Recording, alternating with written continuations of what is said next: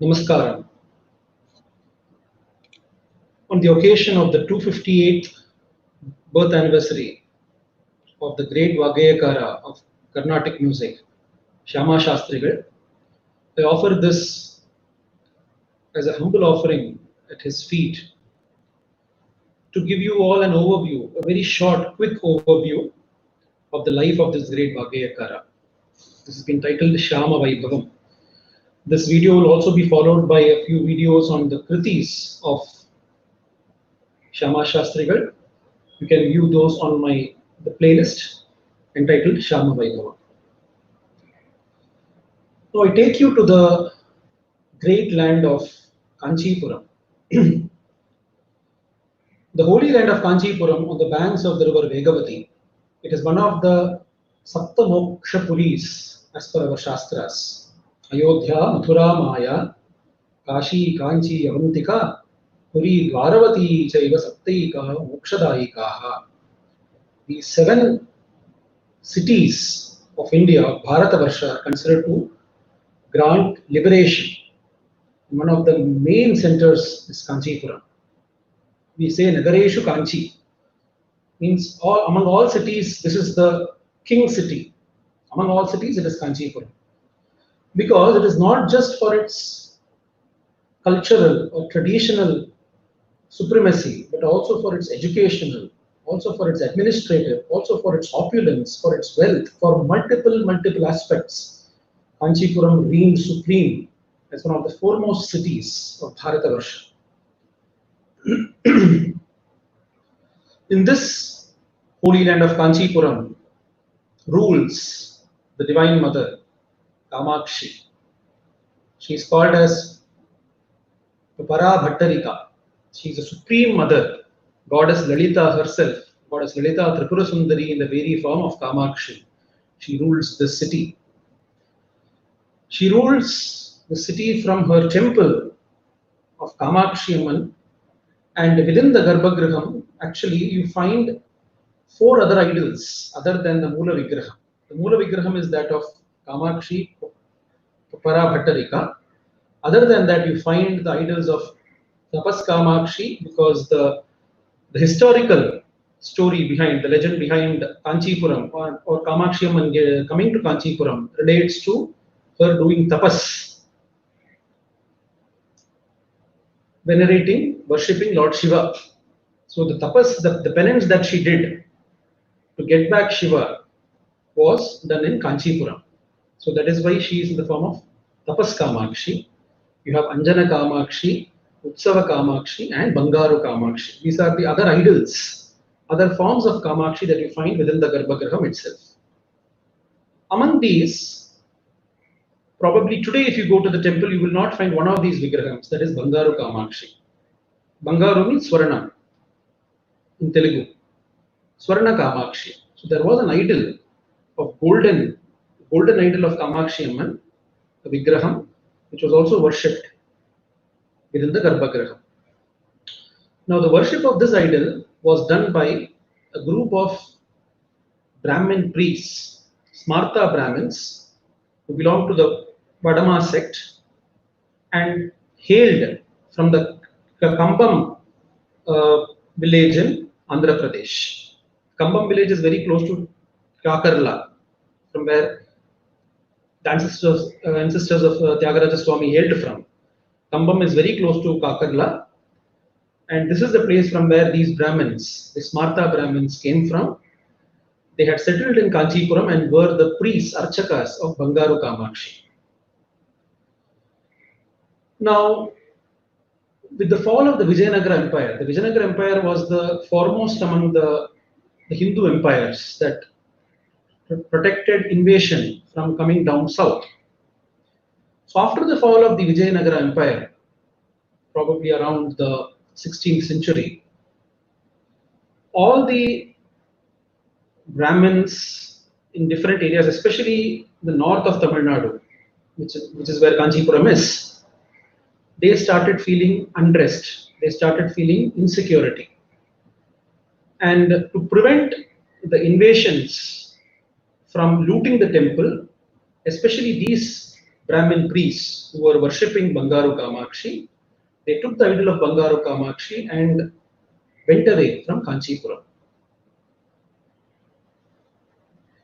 So from Kanchipuram, they moved to a place called Jinji, and after some years, so this is over a period of many years is where they moved from one place to another. Then from Jinji, after passing through many places, they went to Udayarpalayam, where they stayed for a long period of time. And from Udayarpalayam, again passing through different places, they finally reached Tiruvarur. Tiruvarur, also known as Kamalalayam, the tank of Kamalalayam and the holy temple of Tyagaraja Swami, is also one of the most revered shrines in Bharatavarsha. Smaranat Arunachalam, just by thinking you get mukti in Arunachalam. In Kamalalayam, in Tiruvarur, by taking birth in Tiruvarur, you get mukti, say our Shastras. So this Bangaru Kamakshi was brought from Kanchipuram to Tiruvarur by these Brahmin priests to prevent the idol from getting invaded. So we say Jananath Kamalalaye, to be born in Kamalalayam, to be born in Tiruvarur itself grants mukti. So this group of Smarta Brahmin priests who settled in Tiruvarur, among them, one of the foremost priests was Vishwanatha Shastri. He lived with his wife, Venkata Lakshmi Ammal, and Vishwanatha Shastri and Venkata Lakshmi Ammal did not have any child. So they were longing for a child. And with the suggestions of their near and dear ones in Tiruvarur, they started performing the Aradhana of Venkatachalapati of Tirupati. They used to perform the last Saturday of every month for one full year. They used to perform Aradhana and feed the Brahmins. Brahmana Bhojanam used to happen.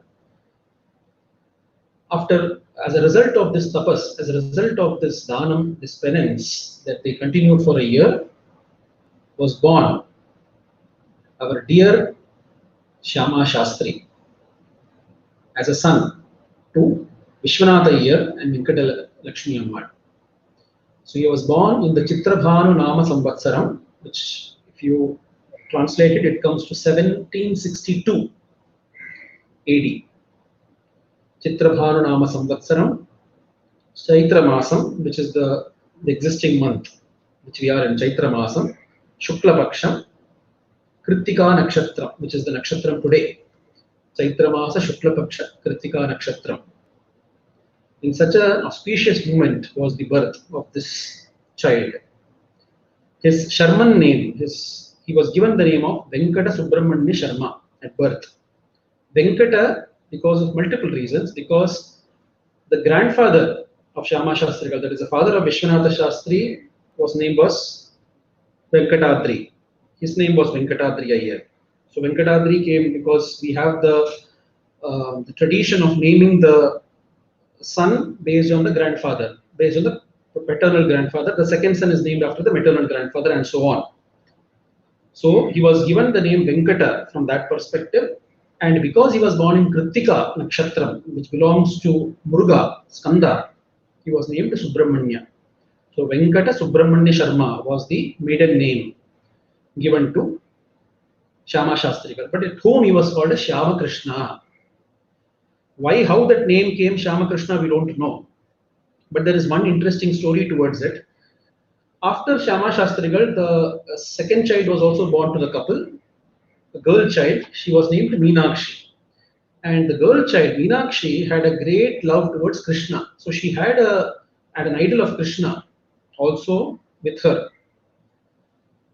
So there was probably some kind of relation that was there, of the family with Krishna. And maybe because of his pranks, maybe because of his naughtiness when he was a child, he was called Śyāma Krishna. But whatever be the case, he used to be called Śyāma Krishna when he was a kid itself. And Śyāma Krishna had a great love towards his sister, Meenakshi.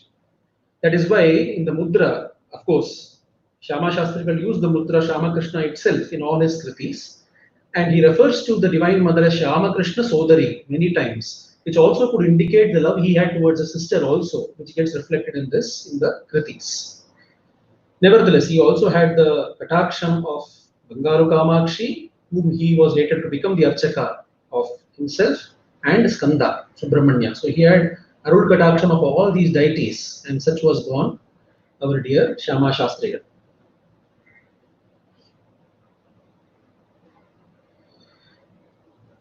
Now, remaining in Tiruvarur, Tiruvarur is a very small place, as many of you have visited there would know.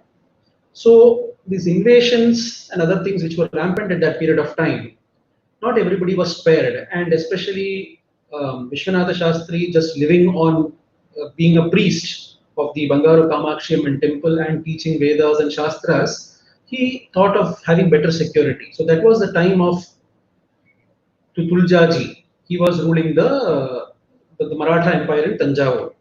So the Maratha kingdom, it was the Maratha Empire that was there in Tanjavur, and Tuljaji was the king. And Vishwanatha Shastri was among the very closely known people to the king for various matters of Vedas and Shastras. He was a very learned scholar. So he was very well known to the king. So with the help of the king, Vishwanatha Shastri and his family moved to Tanjavur.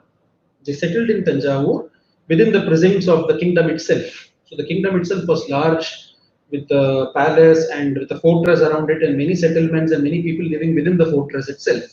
So Vishwanatha Shastri decided to relocate to Tanjavur, closer to the king, so that the family will be well protected from all kinds of invasions. And Bangaru Kamakshi was also taken along with them, and a temple was established in Tanjavur.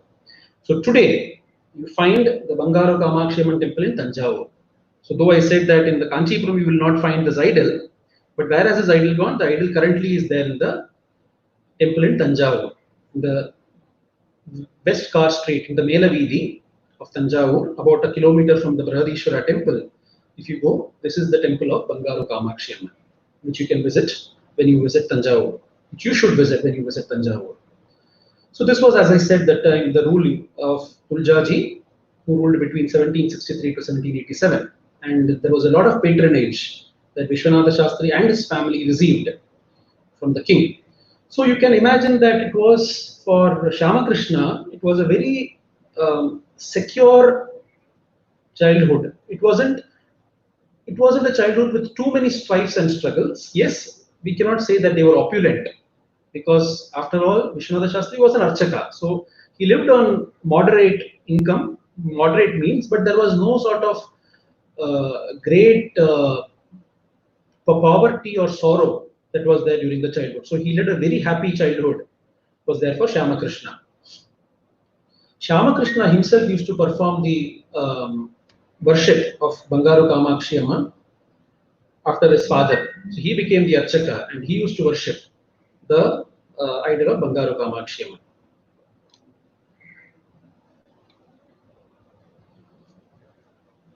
Now, Śyāma Shastri was trained in multiple topics by his father himself, because the father himself was a scholar. He trained him in the Vedas, the Shastras, because they hailed from Andhra, they were Telugu speaking people. So definitely Telugu was there as a mother tongue.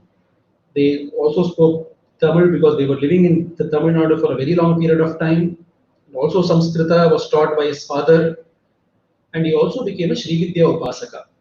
That is a very important aspect that we need to know in the life of Śyāma Shastri, that he was a Sri Vidya Upasaka, and that is what is reflected in many of his kritis. See, the kritis of Śyāma Shastri, or any, for that matter, any of the vaggeyakaras, it's very important to know the charitram of the vaggeyakara, because the compositions of the vaggeyakaras are not just mere intellectual activity that they do. Some part of them is also kept in the kritis, kept in the compositions. So, if we say Śyāma Shastri was a Sri Vidya Upasaka, when he is singing on the Divine Mother, some power of the Sri Vidya Upasana also gets transferred into that composition. That is why the singing of those compositions is said to be so beneficial, advantageous, not just from a musical perspective, but also from other aspects as well.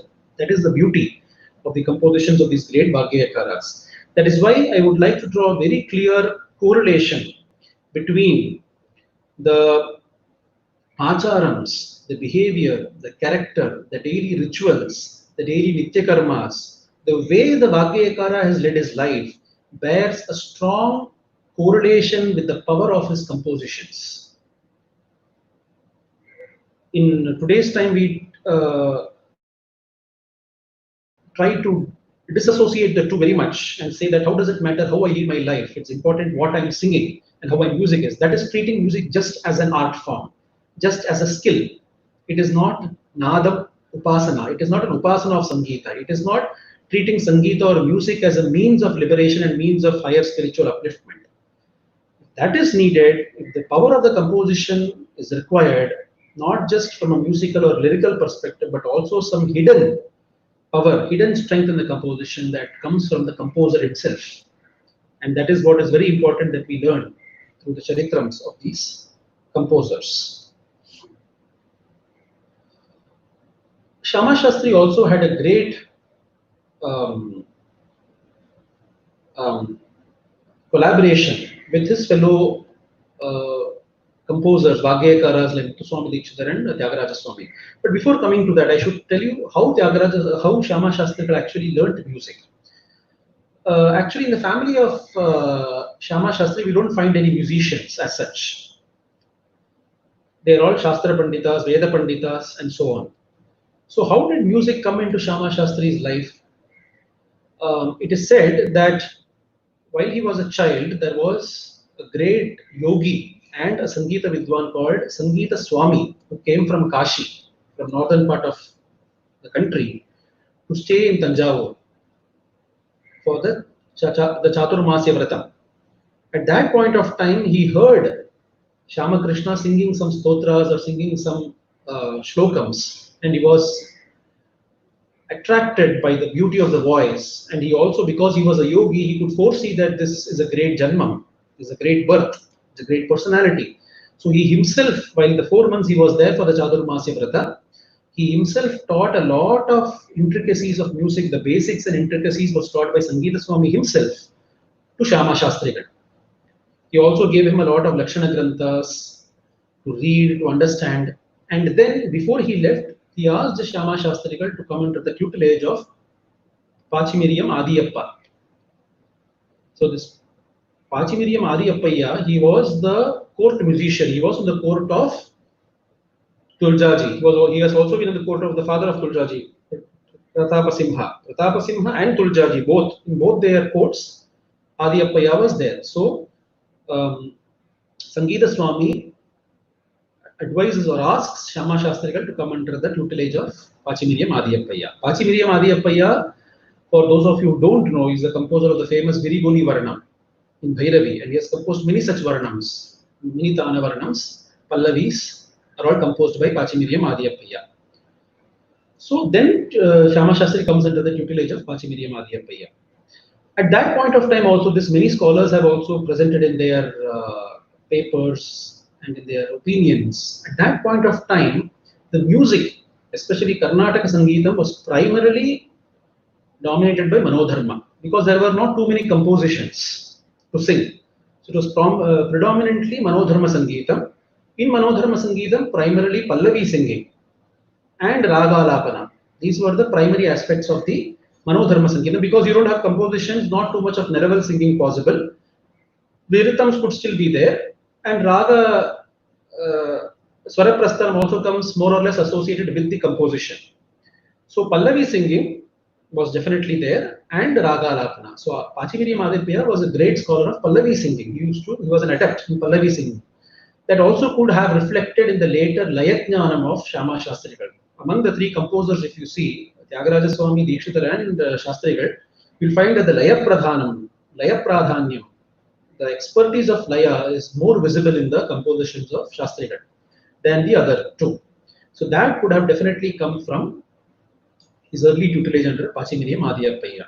There is also an anecdote of Bobbili Keshavayya, who was a great scholar of music, who came and challenged the musicians of Tanjavur to compete with him And he said that if they lose, they have to surrender, all their whatever accolades and everything to him, and possibly even the kingdom. So that is the episode when they request Śyāma Shastrigal to come and compete with Bobbili Keshavayya. Bobbili Keshavayya. So that competition is a Pallavi competition. The competition itself is a Pallavi singing competition, which also indicates that Pallavi singing was the predominant aspect of the day in Carnatic music. So there, Bobbili Keshavayya, he sings a Pallavi in Simhanandana Talam, and Shastrigal sings in Sharabanandana Talam, which has got more amount of aksharas than Simhanandana Talam, and which did not exist at that point of time, which was a creation, they say, of Shastrigal himself. And because it was a new creation and Bobbili Keshavayya couldn't understand what this Talam was, he couldn't reproduce it and he lost. So this is an anecdote that we find in the history of Śyāma Shastrigal. So all these point to the fact of the Laya Pradhanyam that came in the later days in the compositions of Śyāma Shastrigal. His other aspect of the compositions, in terms of see, we cannot. Now, let me come to a comparison of the vaggeyakaras. All of them existed more or less during the same period of time. They had great camaraderie. Many accounts state that Śyāma Shastrigal and Tyagaraja Swami definitely maintained a good amount of exchange of their ideas. Their students performed in each other's presence. The biggest fact is that Subbaraya Shastri, the son of Śyāma Shastrigal, learned under Tyagaraja Swami. So this is the greatest evidence of the fact that they were continuously exchanging their ideas and their opinions on music and their different expressions, creative expressions on music.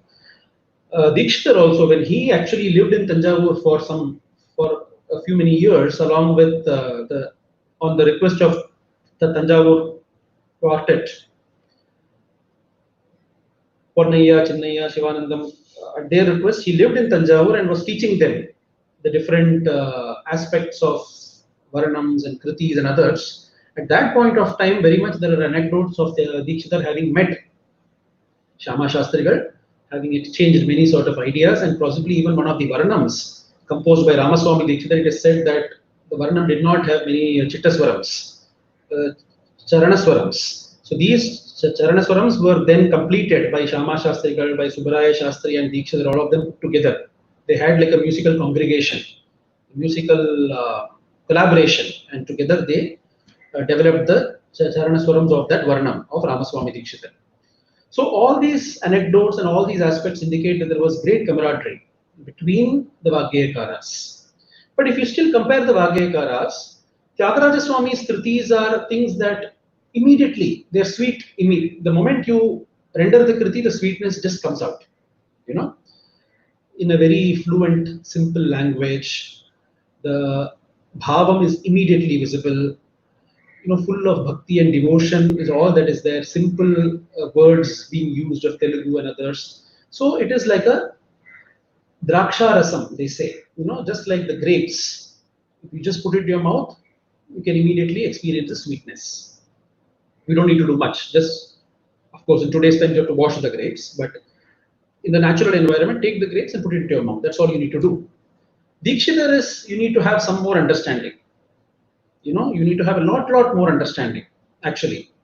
Dikshitar, you need to, first of all, most of the time the language uses Sanskritam. Even under Sanskritam, he will not use direct Sanskritam. He will use lot of indications, lot of synonyms, lot of grammatical constructions. Also the beauty of raga, putting the raga mudra, putting the different aspects of the temples, different aspects of the Puranic legend. So a lot of effort and lot of intelligence goes into creation, goes into the formation of these kritis. So it is nalikera pakam. It is literally like a coconut. You have to literally break it open. You can't do anything with it. If I just give you the coconut, you can do nothing with it. You have to literally break open it, and then once you break open it, inside you will find sweet water. Ilam neer. Sweet water is there inside, and the sweet coconut, but outside it is very hard. At the top level, it seems extremely difficult to pierce through. In between these comes that of Śyāma Shastrigal. So there is some amount of lyrical dexterity that he uses. Bhava Pradhanam definitely there. Laya Pradhanyam, different kinds of laya patterns, different kinds of thala patterns that he uses in his kritis, and how the Chaputalam, having the 4+3, 3+4 combination. So many such things he innovates in his kritis. So it is in between that of Dikshitar and Tyagaraja Swami. So it is called as Kadali Pakam. Kadali Pakam means a banana. So banana you cannot just eat. You have to peel it and then eat it. Then it is sweet. So the peeling work has to still be done for Śyāma Shastri. So this is how scholars typically rate or typically compare. All of them are sweet. There is no comparison. You cannot compare a grapes to a banana to a coconut water. The sweetness is individualistic, is unique. But it is only in the effort to understand, that the difference comes. Of course, majority of kritis of Śyāma Shastrigal is on Mother Kamakshi. He has also composed a few kritis on other gods as well, but the primary focus has been on Kamakshi. And the beauty, and this was also from anecdotes, that Śyāma Shastrigal, of course, he was the Archaka of the Bangaru Kamakshi temple. So he used to perform the Archana and sometimes get lost, into the puja, into the worship. He would go into a trance because he was a Shri Vidya Upasaka himself. So seeing Kamakshi right in front of him, the Para Bhattarika, the supremely divine mother, Lalita Tripura Sundari, he would go into a trance. And then after the trance, whatever emerges is the music that comes out. So you can imagine the spiritual significance, the power of these compositions. They are not mere compositions. So though we might say that among the three composers, possibly Śyāma Shastrigal is the one who composed the minimum number of compositions in terms of quantity. They say that he composed around 300 compositions, but probably what we have extant is much, much lesser than that. Probably less than 1/3 of these compositions are actually available to us today. But even if you look at the 300, they are much lesser as compared to what Dikshitar and Tyagaraja Swami has composed. So the quantity might be less, but they are filled with the essence of the mantra shakti, his own experience, his own anubhava of worshipping the Divine Mother. So that is what he has kept. That anubhava jnanam, that anubhavanandam, paramanandam is what he is kept hidden in his kritis. That is what we have to try to unravel, through our singing and through our own sadhana of these compositions. Then, of course, if you take the number of ragas, he is not composed in too many ragas, maybe around 30 to 40 ragas. And of course, few ragas they seem to have been his favorite, where he has composed a lot many kritis like Ananda Bhairavi, Kalyani, Todi, Punnagavarali. So these are all, you also have things like Bhairavi, Saveri, Begada, all these kind of kritis, ragas, where he has composed more than 2 kritis for sure. Then ragas such as Kauli Pantu, Paras, a bit rare ragams. He has also invented ragams like Chintamani, Kalgada. So these kind of ragams also he has invented. So it's a good mix of the most famous ragams, the rarely heard ragams, new ragams, all these kind of compositions. And also in the type of his compositions, kritis are predominantly there, but Swarajatis of Śyāma Shastrigal are the most popular. The 3 Swarajatis in Bhairavi, Todi and Yadukula Kampoji, they are the most popular ones, like the Pancharatna kritis of maybe Tyagaraja Swamikal or the Ragamalikas or the the different group compositions of Dikshitar. So these can be compared to those. Many Tata Anavaranam. So different kinds of compositions, different from those of Tyagaraja Swami and Dikshitar, were also done by Shastrigal. The language primarily uses Telugu. He has also used Tamil. And Sanskrit is actually spread across. You find Sanskritam in his Telugu composition, Tamil composition, they are interspersed here and there everywhere. So that you find it across. So this lineage of Śyāma Shastrigal was taken up. He had 2 sons, Panju Shastri and Subbaraya Shastri. Panju Shastri became the next Archaka of the Bangaru Kamakshi Amman after Śyāma Shastri. Subbaraya Shastri took the musical lineage ahead. He was the Sangeeta Varis of Śyāma Shastrigal, and he was the one whom we said that he learnt under Tyagaraja Swami as well as Dikshitar. So we had the rare distinction of learning from the trinity of Carnatic music. Just imagine the fortune And imagine the capability of the Shishya also to have learned from all the three vaggeyakaras. And his famous compositions, of course, we know Janani Ninu Vinaya Geetikavula, Ninu Sevinchana, Yadukal Kamboji, Venkata Shaila Vihara, Amir Kalyani, Shankarini, Venkata. So there were beautiful compositions. Very few compositions, but all of them are famous and all of them are most liked by the singers and listeners alike. Then Panju Shastri had children, among whom was Anna Swami Shastri, who was given as an adopted child to Subbaraya Shastri, because Subbaraya Shastri's few accounts say that he didn't have children and few accounts say that his children died early. So he adopted Anna Swami Shastri, and Anna Swami Shastri became the Sangeeta Varis after Subbaraya Shastri. So he carried on the musical lineage of Śyāma Shastri, and it goes on. I'm actually very proud to be associated with this Guru Parampara because Subbaraya Shastri also taught to T. Kamakshi. Among the different disciples of Subbaraya Shastri comes Tanjavur Kamakshi. And Tanjavur Kamakshi was the grandmother of Veena Dhanammal. From Veena Dhanammal's granddaughter was T. Brinda. And the T. Brinda, one of the foremost disciples of T. Brinda is Srimati Alavelumani, whom I have been learning under for the last 15 to 20 years. So I'm also very happy to be associated with this Guru Parampara of Śyāma Shastrigal himself. Śyāma Shastrigal also had a few disciples like Alasur Krishna Iyer, Tarangambadi Panchanada Iyer, the Dasari, who was an Adaswaram Vidwan, Parambur Krishna Iyer, Subbaraya Shastri, and many such others. Not many disciples, not many Shishya Paramparas, as Tyagaraja Swami was the foremost among that. His disciples, his Shishya Parampara was huge. Next in line, we could take Dikshitar, his Shishya Paramparas. And then came the Shishya Paramparas of Śyāma Shastri in terms of quantity. So that is why, see, the popularity of the vaggeyakara or of the Vidwan also is directly correlates to the number of Shishyas he has. Because those compositions are typically popularized and brought out to the world only through the Shishya Parampara. So that is why we find even till today Tyagaraja Swami's compositions out there because of the huge Shishya Parampara he had. All these compositions came out, and all of them are popular among the musicians as well as the listeners. Then comes Dikshitar's Shishya Paramparas, which were not as big as those of Tyagaraja Swami, more restricted. Then comes those of Śyāma Shastrigal. That's why even most of the compositions itself we don't get, of Śyāma Shastrigal. Very less amount of compositions that are there. So this is what I had to share with all of you. So on this 258th Jayanti of this great vaggeyakara, offering this as my tribute, my humble offering at the lotus feet of this great vaggeyakara. Namaskar.